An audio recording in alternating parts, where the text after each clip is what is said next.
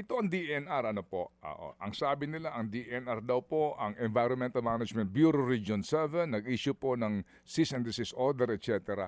Pero considering po na binigyan nila ito ng ECC, so meron na bang question doon agad, Professor, na paano po ito nakakakuha ng ECC? Gayong meron silang dapat dito, compliance, at meron po ditong mandato, yung pong physical na pagsusuri ng mga taga-EMB sa compliance po ng isa pong kumpanya na humingi ng ECC.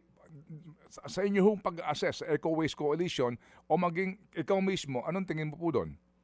Opo, ang proseso niyan, Sir Ted, pagka magtatayo ka na rin ng sanitary landfill, syempre magsisecure yan ng ECC. Doon sa ECC, parang binibigyan mo ng permission. O sige, magtayo ka na, mag-operate ka. Pero mas mahalaga doon syempre yung monitoring. Ang monitoring na dapat na gumagawa nun, dalawa, syempre yung local government unit kasi nag-i-issue to ng business permit.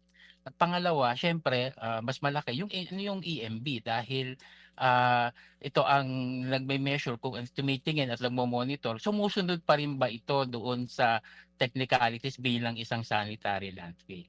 Mga kapatid, brothers and sisters, saan ka pa? Dito na tayo sa totoo.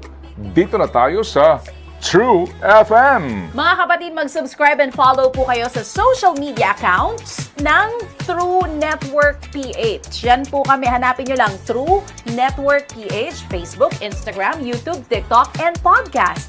Mapa Apple or Spotify man yan, mahahanap nyo kami. Lahat ng mga napapanood at napapakinggan nyo po sa programa, nasa social media accounts namin yan. So paano mga kapatid? See you sa social media!